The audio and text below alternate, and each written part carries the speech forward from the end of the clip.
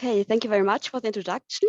I would like to talk about portfolios as formative assessment in applied mathematics.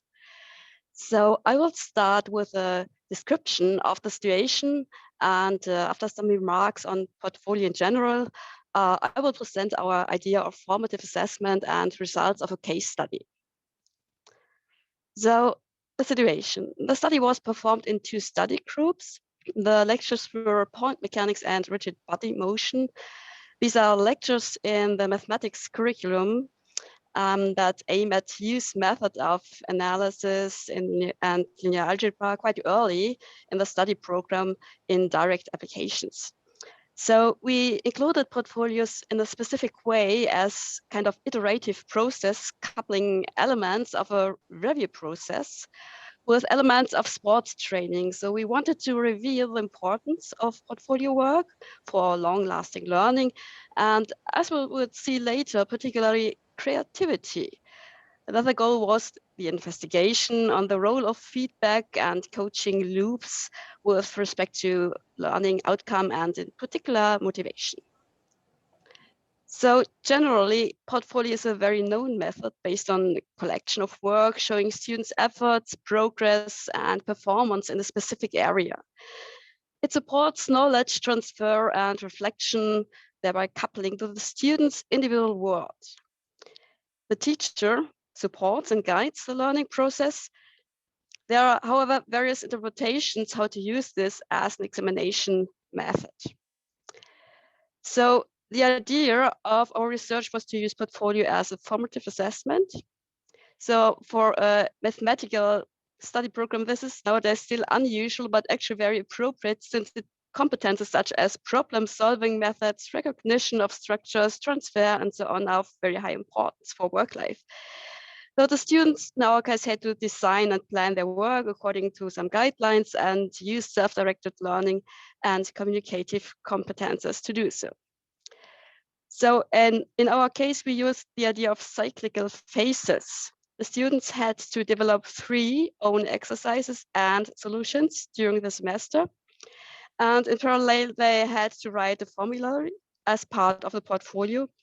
This helped to develop ideas for the task and also to prepare for the small written exam online at the end of the semester. So for each topic, a feedback loop was planned, and this is the part where both review elements and sport coaching elements come into play. For each of these 3 tasks and solutions, a maximum of 10 points was given. So the exercise had to be complete and correct, of good form and well structures. And the last point, only 1 point, was given for creativity. So the submission of the exercises and solutions for the 3 tasks included a feedback loop.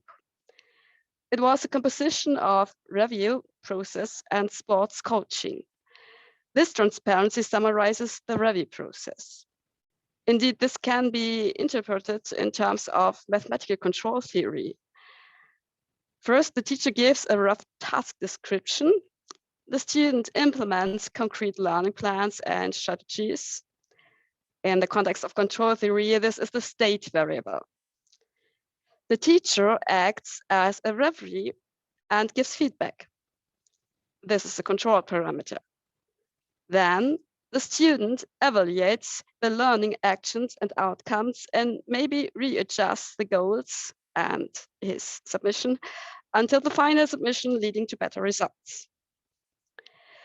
So what was the idea of sports coaching in this feedback? First of all, it was a stepwise feedback.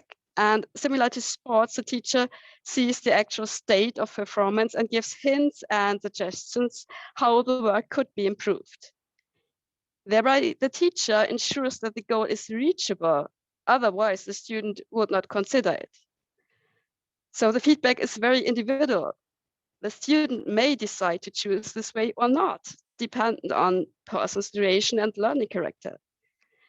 Some students, knowing, for example, from the feedback that their solution, which they prepared already, is quite okay, were completely happy with this. Others, recognizing the possibility to improve, choose to revise their work until the final submission.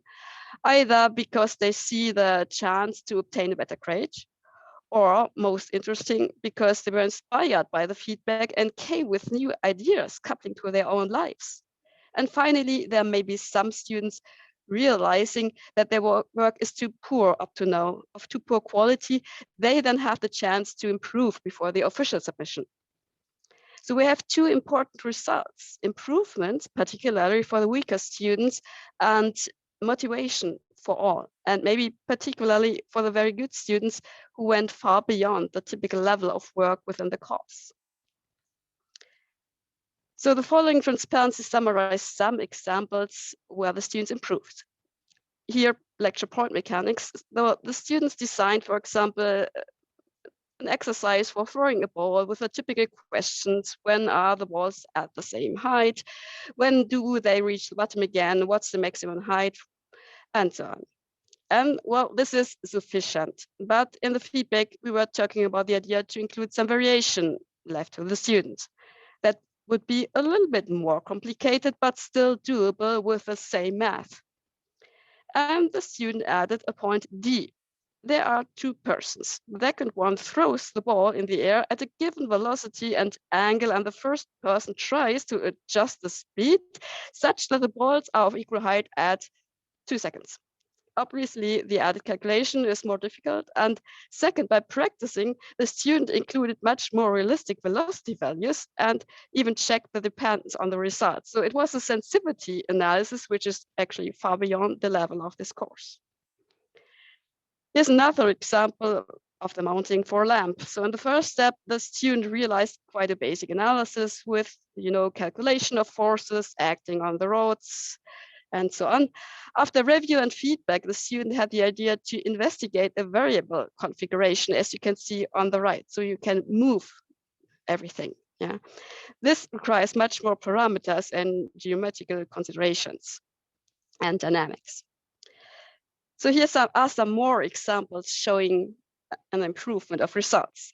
The shown curves of ways in dependence on time deviate from the typical standard book examples.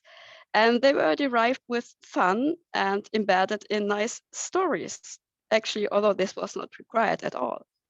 They just wanted to do this.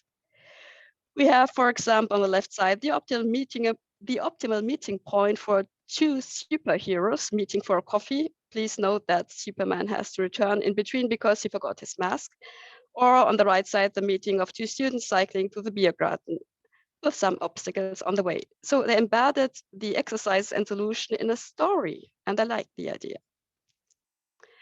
This leads to the second important result of the coaching: motivation and fun. Without going into mathematical details, please have a quick glance at this collage of only a few out of the received examples from the good students. They reported that they felt very much motivated and had a lot of fun in calculating, for example, the complex landing maneuver of a known special agent, optimizing of ice skating with complex rotational movements, dynamics in theme parks considering security questions or technical challenges. Some of them were written even as continuation stories. It was really nice to read them, and they were all really difficult to solve. In combination, review and training leads to stepwise and reinforced learning. It's based on the teacher's guidelines and feedback and the students' goals, which were individually chosen and depending on personal background, individual interest, and on level of expertise. The students took responsibility for their learning. The self-regulation and the process itself were controlled by the teacher acting as coach. We evaluated the results using the creativity levels introduced by Annika and Hertel. The results confirm that the portfolio work encouraged students' creativity at all 6 levels. Just for example, here, 100% said, well, promotion of independent and reflective learning. The feedback helped the students and they liked the creativity. Yeah, 85% were encouraged to apply this to real world situations, which you cannot find in textbooks, and so on. To summarize, the feedback after selective points help to increase the task quality and performance a lot. Weaker students learned to cope with initially maybe unsatisfactory results and were inspired to improve their work by considering the teacher's feedback before the official submission. Precisely this step leads to convincing increase in both learning performance and learning outcome. The method is particularly suitable for heterogeneous groups and can reach students with different subjective learning concepts, leading to improvement, motivation, creativity, and fun. So thank you very much for your attention, and please feel free to ask questions.